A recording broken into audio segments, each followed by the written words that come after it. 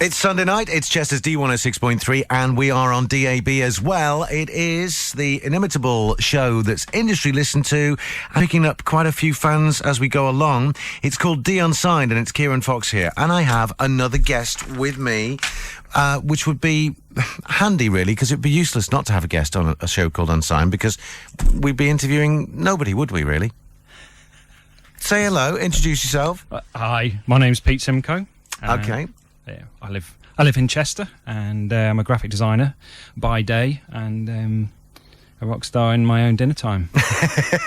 In my own tiny dinner time. When you said that off air, you said delusional rock star in my own dinner time. In your own dinner time. Yeah, right? And anyone who knows me knows how delusional that is. What about breakfast and dinner and lunchtime as well? Never up early enough. Oh, that's a rock star. No, I like that. No.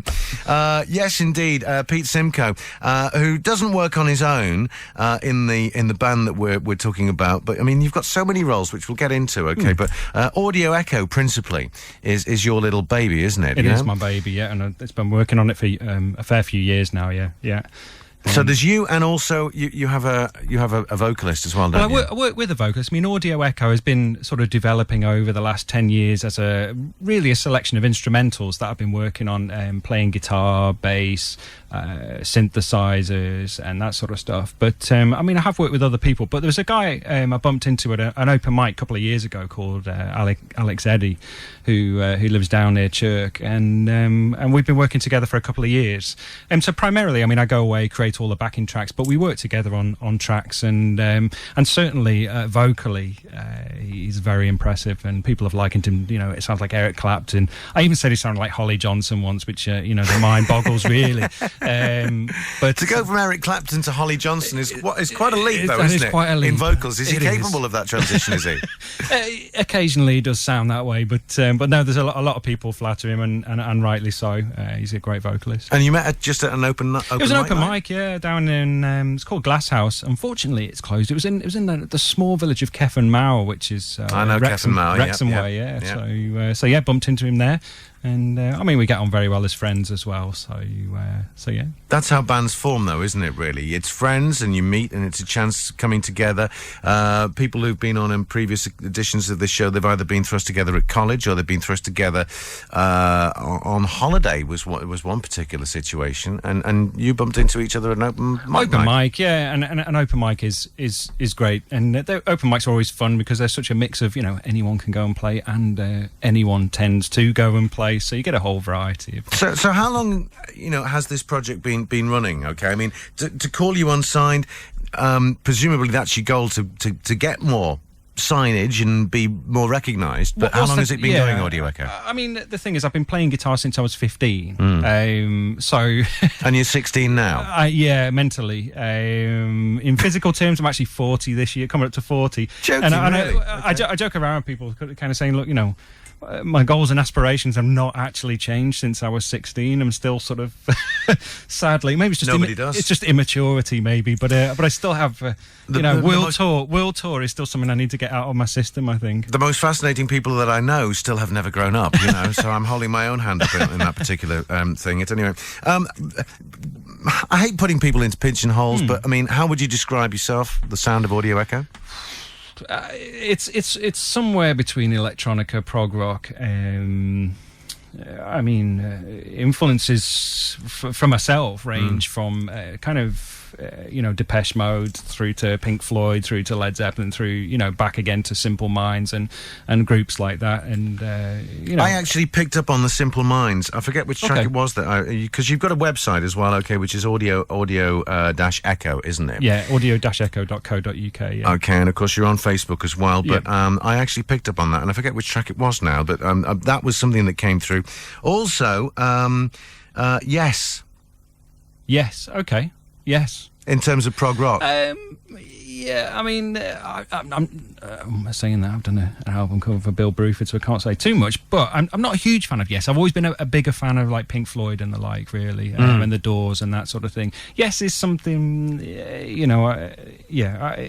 I've got a couple of their singles, Owner of a Lonely Heart, but even Yes wouldn't really describe that as typically their stuff. No, of course it wouldn't. No, it was the Trevor Horn produced era wasn't it? Yeah. Also, I'm going to throw Alan Parsons' project at you. Right. Right, I actually don't know of that. That's the problem I have. I've got I quite am a the narrow... eye in the sky looking at you. They picked this job because I do know something about it, you know. And Bob Marley as well on the Drifter. Really?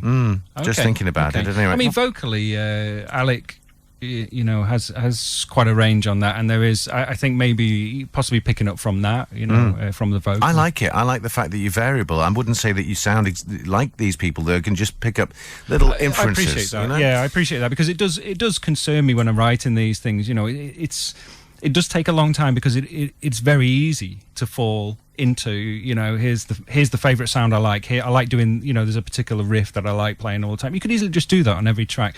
I really try not to, and even things like running on the mountain, purposely going out of the way to play acoustically and to get away from, you know, the delay box and all the electronics just for a while is something that I do aim to do. Okay, well, let's talk about some of your passion shortly. We'll also talk about some of your past and your future as well, and a very big and shiny thing that you brought in to show me. But let's get into some music first of all. Okay, then, what track do you want to play first of all? I'd like to play Move On, and I would actually like to dedicate it to my brother, who has to listen to all the agony I go through over each track that I create, and I always get an evaluation from him as to, you know, does he think it's up there with the others, is it good enough, etc. Name me an artist that doesn't suffer for their art. I appreciate that. Okay, let's hear it. Okay, it's Chester's Dee106.3 and Dee on DAB. This is Dee Unsigned, and I am talking to Audio Echo. Okay, that is the name of the band, and Pete Simcoe, who's kindly come in today to talk all about it.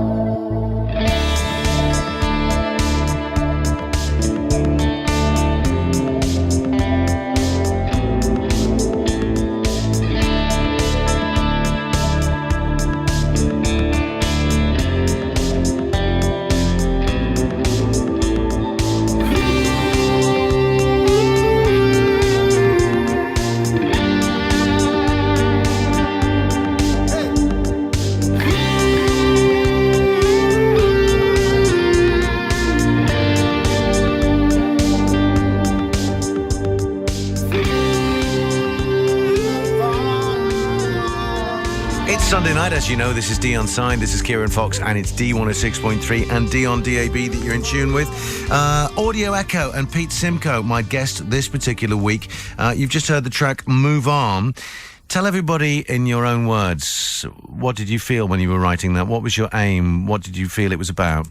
Well, I think the thing is I'd spent a lot of time. I spent some time in Las Vegas, which sounds really strange as far as writing a track goes, but actually I spent very little time in Las Vegas and spent more time out in the desert. And I think that track kind of encapsulates how I feel about. I was actually ironically learning to drive at the time, but also I wanted to create a driving song, and I wanted to create a driving song through the desert. It's all about the heat. It's about the expanse, and it's about the almost encapsulating the visual side of driving through the Nevada desert. And it almost through the guitar, it almost has a southern drawl, some of it, that's how I feel about it. That's how that's what I wanted to write about. And I was particularly pleased, and I know that Alec, the singer, liked the end bit as well, where we were combining both vocal and the lead guitar as well. It sort of it was a nice sort of moment, one of my favourite bits of stuff we'd written, really. So yeah. I like it. I mean, I do like the sound altogether. I love the way you can vary things as well. No, there's no track's ever the same, if you know what I mean. You know. No, and it takes energy to do that. It really does take energy to do that, because as I was saying earlier, you can just repeatedly play your favourite riff, or you can, rip off your favourite sort of guitarist, or, take sounds. And it does take effort not to do that, and repeated kind of reevaluation of why you're doing this, does this. I was going to say, where does your inspiration come from? I mean, if you went home after this interview, would you suddenly sort of like think of something on the way home in the car and go, oh, hang on, and then sit down to work with it? I think there's a few influences, actually. Travel is one of them, as I've just said. I watch a lot of films as well, and say you take something like Michael Mann, some of his films like Heat, or you take, say, Eric Serra, who's composed music for Luc Besson films such as Leon or Nikita. Those tend to have influences, certainly in the instrumental stuff. So I take some inspiration from those people, and then I sometimes hear tracks or sometimes hear new bands. Like, for example, Elbow's been on my radar for the last couple of years, and I really enjoy listening to some of their stuff. They wouldn't necessarily influence me to write stuff, but there might be elements that I kind of pick out of it that I really sort of think that's a great section there, or I'd really like to get that sort of sound. I still listen to the bands I was listening to when I was 16. You were saying just before you wanted to kind of feed in more multi-track vocals. I mean, would you have other vocal artists, or would you sort of, have Alec lay down various different levels? Other artists. I'm always open to sort of working with different people, but I do like to keep things simple. So I like to work with someone I know I can push. And it's funny because when Alec comes over to record vocals, I push it as far as I can, but I get him to persistently, re-record, try this, do that, and he's sitting there, I can't take any more of this, I mean... You're a perfectionist then? But to a degree, but I know what I want. I know the sound I want, and the funny thing is I'll push Alec as hard. I mean, he's retired, so he doesn't need me giving him a hard time, but he doesn't sound retired to me. No, well, as I say, he's the cross-section of sort of Eric Clapton meets Holly Johnson, but that's another story. I do push him to record and re-record and do as best he can. And the thing is, I think he goes home worn out. He'll then listen to the track, the final mix of the track a couple of days later. That was worthwhile. And he will always come back and say, yeah, I love it. I remember when we did My Only Goal, and he'd never really heard a track, never had anything. I mean, I've written Move On, I've written Precious Soul, and the instrumentals are right. He actually wrote My Only Goal. And he'd never played to a track or been on a track where there was an orchestra. Now, the thing is, I use software called Reason, and it actually has, because, you use a keyboard or a synth, and they notoriously don't have great orchestra sound. So it's just very hard to replicate that, and piano's another one. But Reason does have a really nice orchestral section, and so I used that on My Only Goal. And it took him about 2 or 3 days, because he was just it threw him. He was like, what's all this orchestra stuff? And then he comes back, I love it. You know, it just takes him that time, and I always give him a little while because My Only Goal is a track which is on the album, isn't it? The album that you've got, which of course, if you go and have a look at the website Audio-Echo, you can find it on there, and it's got a guitar single guitar solo that you're really proud of, isn't it? It is. It's probably the hardest guitar solo I've done. It's actually a slide guitar, which I'm very passionate about. Yes, I can see. Hence the reason why just before we were saying you brought something in big and shiny to show me. Yeah. What is it? It's a slide guitar that I built when I was at university in 1990. Graduated almost 20 years ago in 1995. I did 2 projects in my final year. One of them was a design for disability in that it was a sports wheelchair. The other one I wanted to produce something completely different and something that was more hobby related, but to do a degree and to do a degree seriously, you can't just go and do your hobby. It's not about that. So what I did was I looked at sort of the country and western styling that you get with a lot of lap steels. A lot of these guys are sitting at what is effectively a plank of wood on a table and playing with a glass or steel tube. Actually, it's more often steel when it comes to lap steels. I took a different approach to the styling, but also ergonomically, and this is what got me, the respect from the tutors and got me the degree that I got in the end, was that you could actually walk around with this, and ergonomically it made sense so that you weren't sort of stuck to the floor. Because you are a designer as well, aren't you? By trade, yes. I graduated from Loughborough University in 1995, and my trade, I was industrial design. I've actually moved over to graphic design and multimedia. Since then, I did a couple of years research and got more interested in kind of Photoshop, Illustrate, those sort of things. So, and if people wanted to get in touch with you for that kind of thing, they can look you up on the internet, can't they? Yeah, do you mind me giving my website? Go ahead. No, hellfire. Why not? No, go on. Shameless promotion. It's www.simcoe. That's simcoe.co.uk, and it's just it's actually got a picture of the guitar on that, so people can actually see what it looks like. I'm just looking for a 13-amp mains plug now. Oh, look, there's one down there. Right, okay. Right, let's take another track. Okay, the next track is? It's Running on the Mountain. Okay, and as I say, my guest is Pete Simcoe this week from Audio-Echo. We're going to talk something about the past, something about the future, and where you see yourself, and that kind of, future aspirational stuff. And we're going to play a brand new track from you as well. It's Chester's D106.3 and D on DAB on a Sunday night. This is D Unsigned.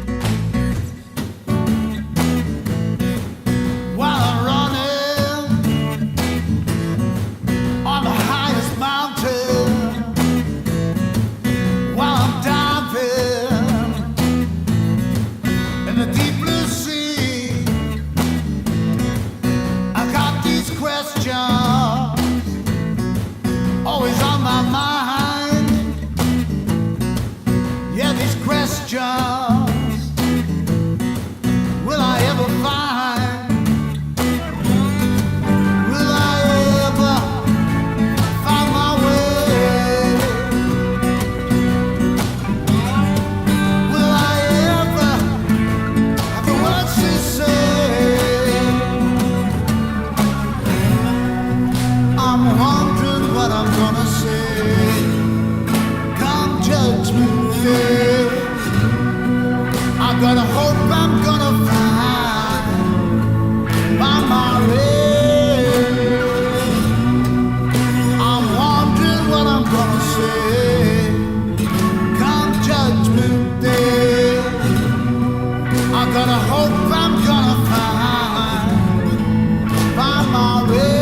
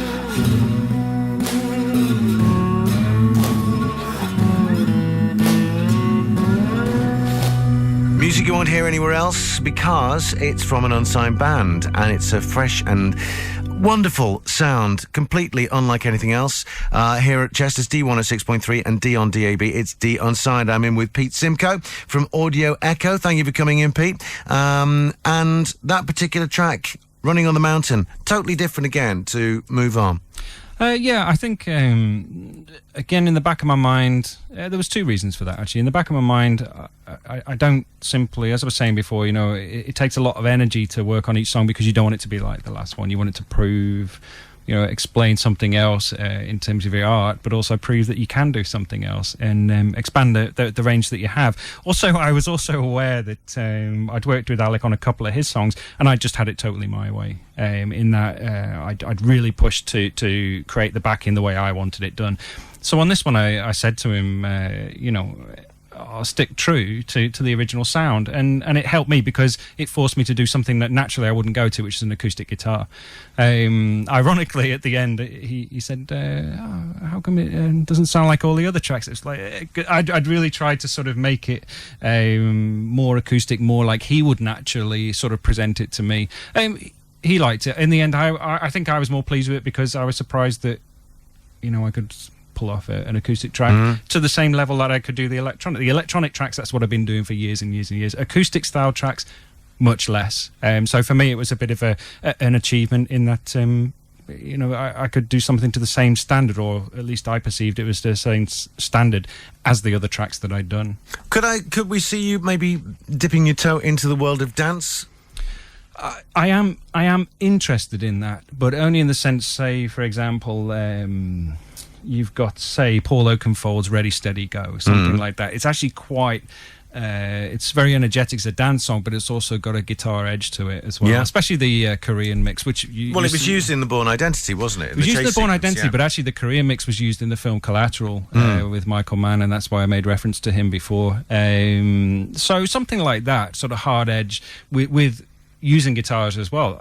Yeah, I'm totally interested in that, and I've already said to Alec, you know, there's something on the cards.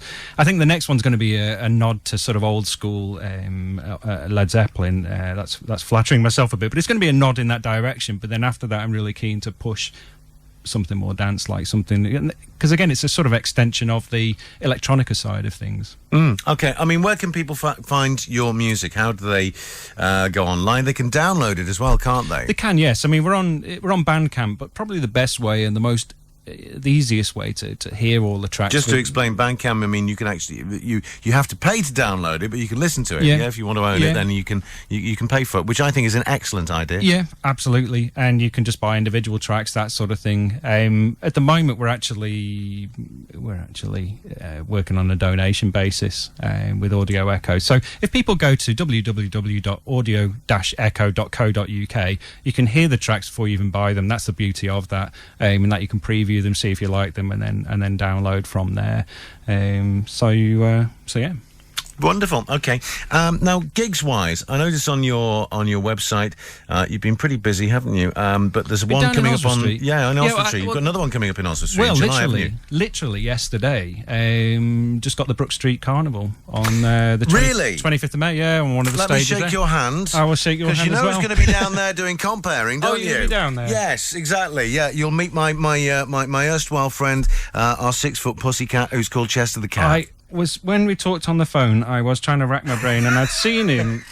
I'm sure I'd seen him in Ellesmere Port or something. There was the opening of the Christmas lights a couple of years back. Yeah. I knew in like a shot. Yeah, in like a shot. Cat. Food, and he's away. Yeah, you know. There you go. Yeah. The thing with cats though is they're users. There's no loyalty. I'm a cat owner. There's no loyalty. Yeah, well, you should know. I look after Chester. There's no loyalty involved with cats. Dogs are too needy. Cats just don't bother with my cat Raphael, have you know, he's as loyal as anything. Anyway, no, seriously. So gigs wise, all right then. So you're doing the Brook Street Festival, which is great. We are actually, just to challenge myself a bit more, because we normally play with a heavily electronic sound, and we're actually playing an acoustic gig potentially. It's on the cards down in Oswald Street at Gig Fest again at the end of June, and then down there again the end of July for the electronic set. So it's a different thing, it's a different challenge, and it makes you do different stuff. It makes me pick up an acoustic guitar, and once you've played an acoustic guitar for a fair while, it really exercises your fingers a whole lot more than electric. So it's quite good, even just from that point. If I said to you Tangerine Dream, your reaction would be? Yeah, I hear you.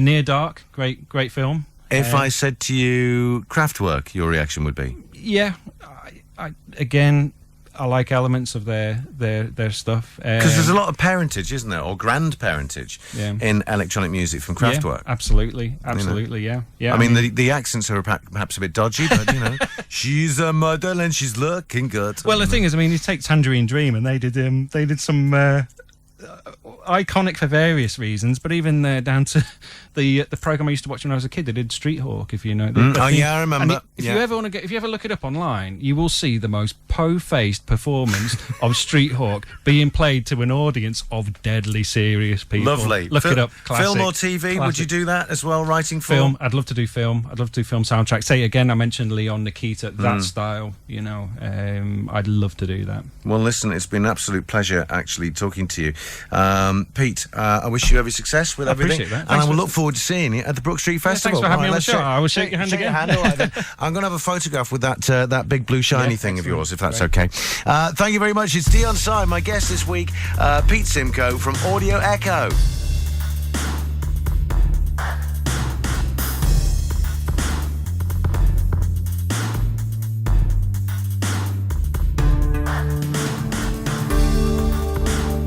Precious soul, don't change your way in this life. Precious soul, don't change the light in your eyes. I see in my mind, I feel in my heart, an image of what should be. This journey alone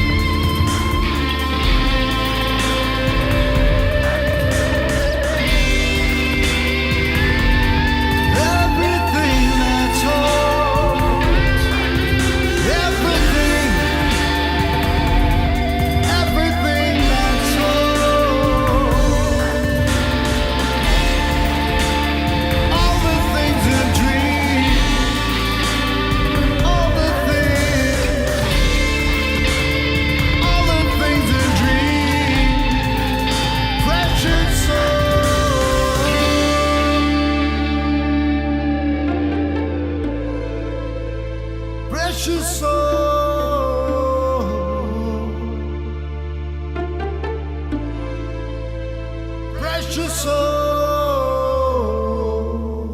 Pete Simcoe and Audio Echo, this week's Unsigned band. If you want to be on the show, email us. It is studio@d1063.com. I'd love to hear from you. Okay, we'll get you on the show very, very soon. Just look for me, Keiron Fox. Right, okay, we've got the gig guy.